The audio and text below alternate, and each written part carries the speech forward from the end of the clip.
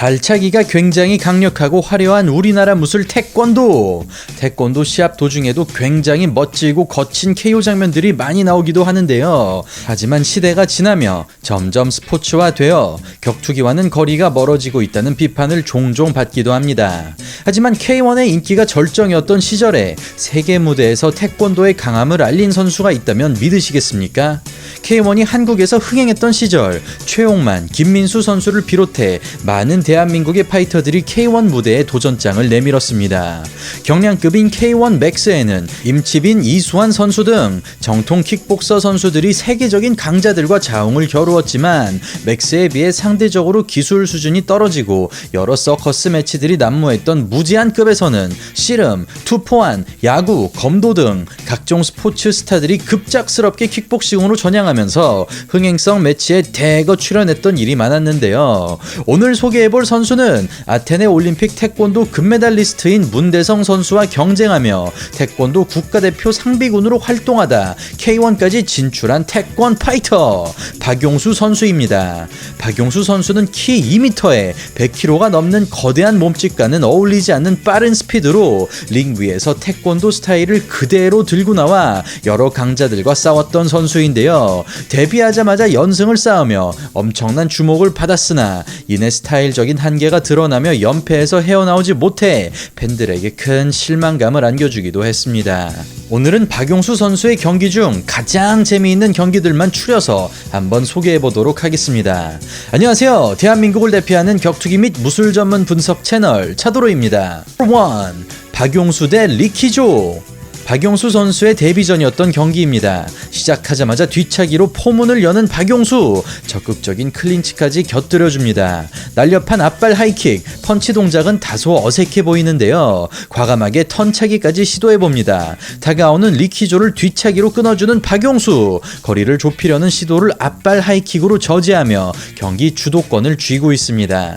어설프게 가드를 하기보다는 팔을 뻗어 사이즈의 이점을 활용하는 박용수 선수, 태권도 선수의 로우킥이 적중합니다. 단 한 방이지만 데미지가 있어 보이죠? 애매하게 내는 킥의 태권도 스타일로 백스테프 카운터 발차기를 먹여주는 박용수, 이어지는 로우킥, 리키조 다운됩니다. 100kg가 넘는 거구가 저렇게 빠른 스피드로 로우킥을 차게 되면 보기보다 충격이 훨씬 더 클 것 같습니다.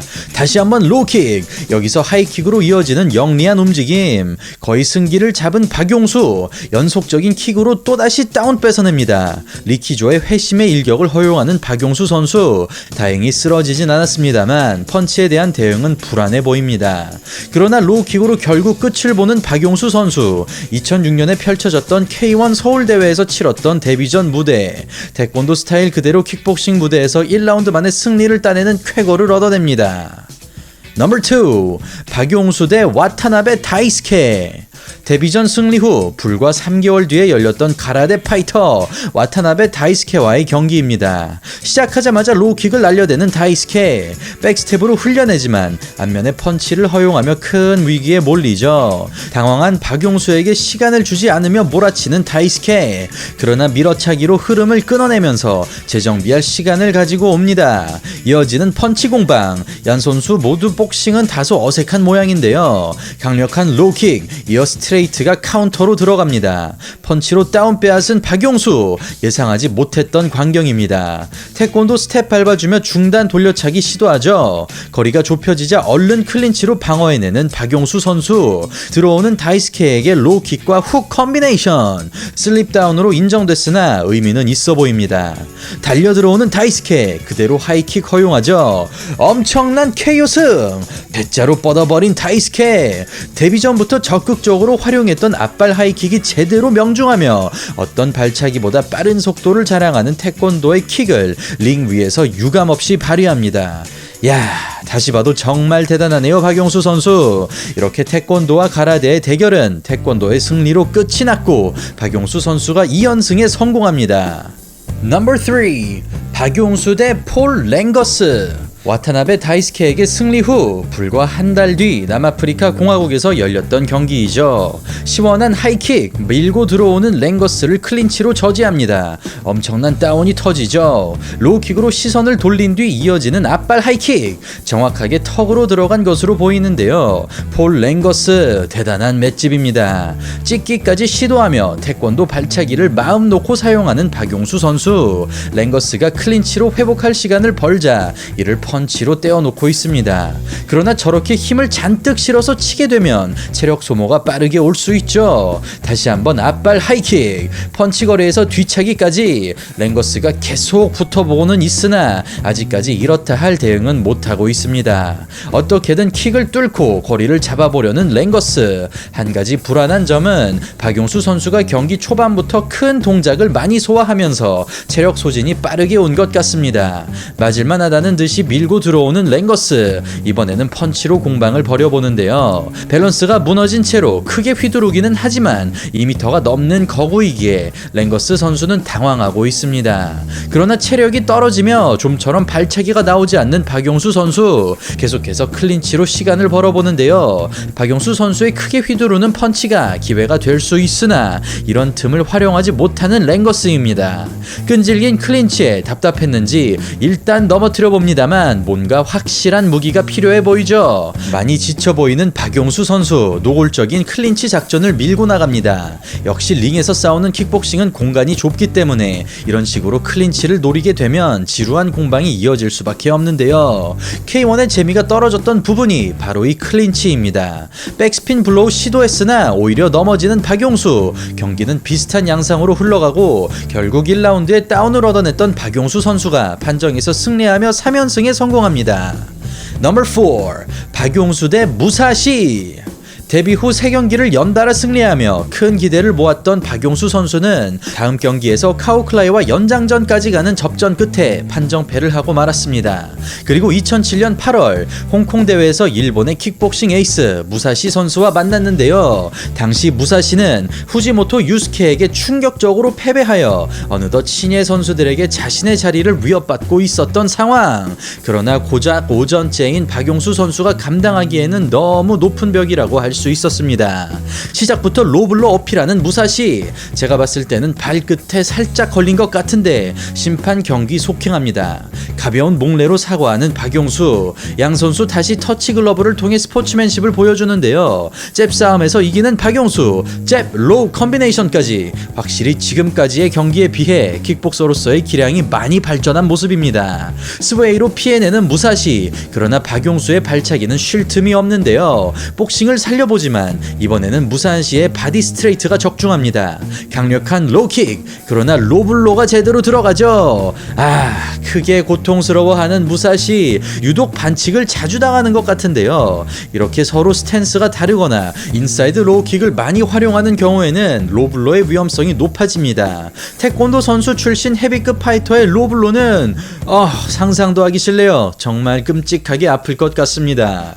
경기는 재개되고 터치 글러브 주고받는 양 선수. 그러나 또다시 로블로가 터집니다.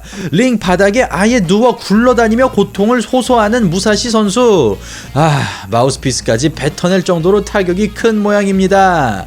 경기 초반 인정되지 않았던 것까지 포함하면 벌써 3번째 로블로인데요. 차라리 얼굴에 발차기를 맞는 게 낫지. 로블로는 정말 고통스럽습니다. 같은 남자로서 정말 안타깝습니다. 시간이 흐르고 몸을 추스린 무사시 선수. 이쯤 되면 경기를 포기할 법도 한데 베테랑 파이터이자 극진가라데가 다운 기질을 보여줍니다. 아랑곳하지 않고 다시 인사이드 로우킥 시도하는 박용수. 대단한 멘탈입니다. 원거리에서 잽 로우킥. 무사시의 펀치에는 얼른 거리를 벌려주면서 영리하게 운영하고 있습니다. 바디에서 앞면으로 이어지는 펀치. 백스텝 밟는 박용수를 쫓아갑니다만 앞발 하이킥을 경계하고 있는 것인지 무리는 하지 않습니다. 나왔습니다. 나름대로 향상된 복싱 실력을 보여주는 박용수. 킥에서 끝나지 않고 꼭 펀치와 섞어주는 게 달라진 점입니다. 주먹을 흘리며 카운터 타이밍 기다리는 무사시. 다시 바디에서 앞면으로 이어가 보지만 멀찌감치 빠져버리는데요. 코너에 몰린 상황에서도 받아칠 준비를 해놓으며 무사시의 접근을 막아냅니다. 야, 확실히 기량이 향상된 박용수 선수. 베테랑을 상대로 아직까지 아주 좋은 모습입니다. 복싱 싸움으로 가져가고 싶지만 리치 차이를 극복하지 못하는 무사시. 펀치에 반응을 잘 하고는 있으나 역시 태권도 선수답게 가드를 올리기보다는 턱을 들고 백스텝으로 방어해내고 있는데요. 킥복싱 경기에서 이런 습관은 한순간에 KO로 이어질 수 있습니다.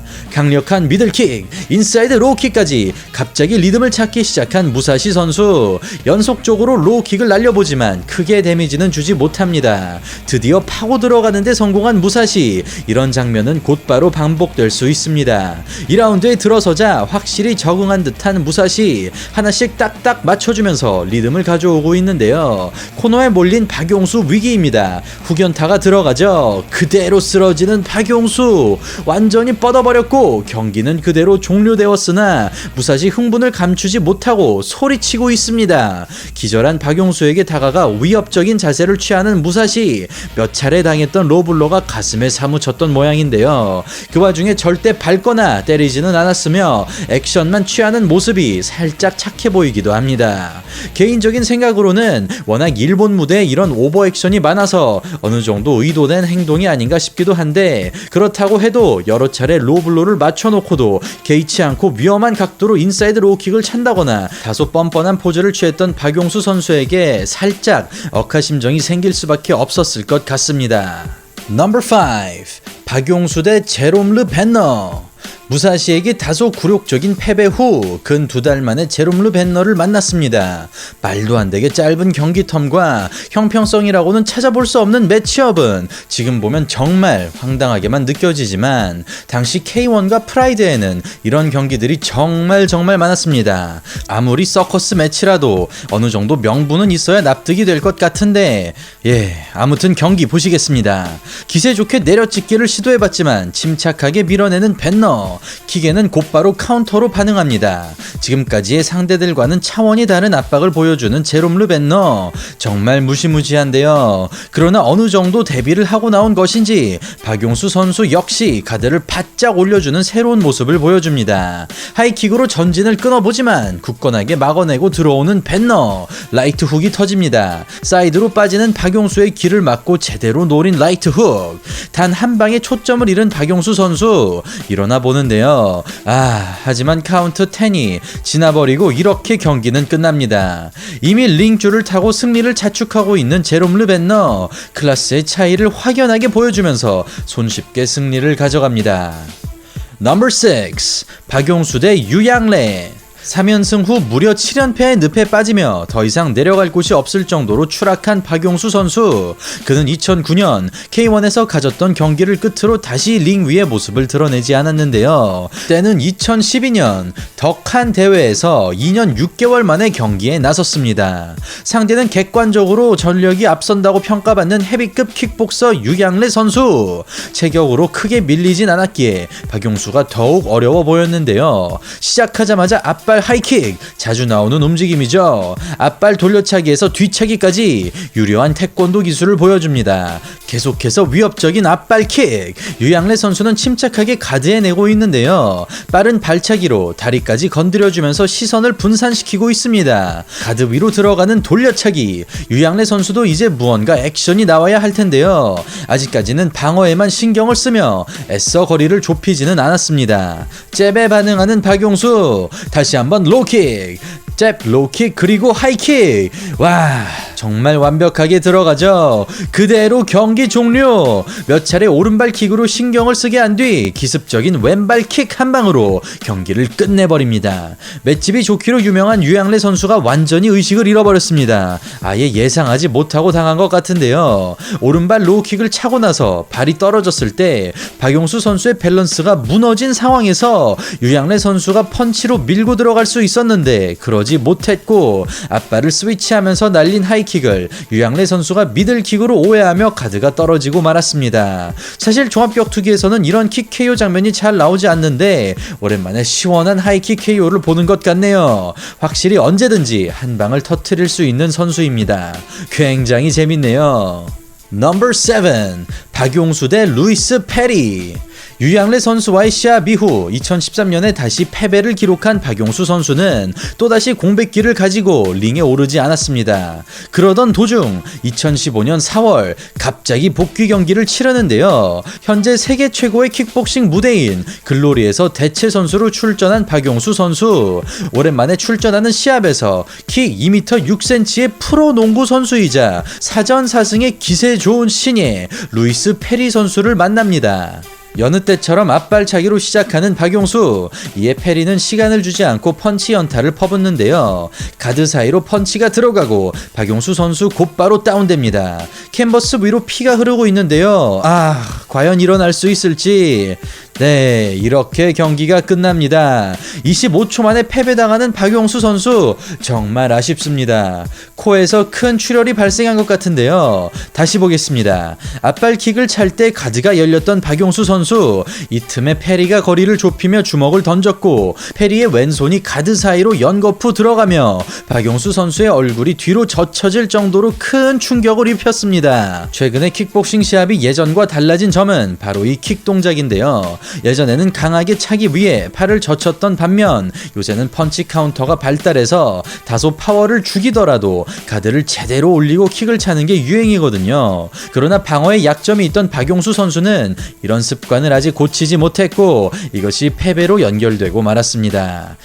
정말 아쉽네요. 네, 오늘은 한때 태권도 파이터로서 큰 기대를 모으며 K1 흥행에 이바지했던 박용수 선수의 주요 경기들을 한번 소개해봤습니다. 그러고 보면 어느새 기억에는 사라졌지만 한때 잠시나마 격투기계에 머무르며 큰 관심을 받았던 여러 스포츠 스타 출신의 파이터들이 떠오르기도 하는데요. 몇몇 선수를 제외하고는 이렇다 할 성적을 냈던 선수들이 많지 않았던 게 사실이긴 하지만 그때 시대상이나 여러 환경들을 고려하면 어쩔 수 없지 않았나 싶기도 합니다. 어쨌든 목숨 걸고 링에 오르는 파이터들에 대해 과도한 비난은 삼가해 주시길 바라며 오늘 영상 마치도록 하겠습니다. 오늘 방송 재밌게 보셨다면 좋아요와 구독하기 그리고 알림 설정 잊지 말아 주십시오. 저는 차도로였습니다. 감사합니다.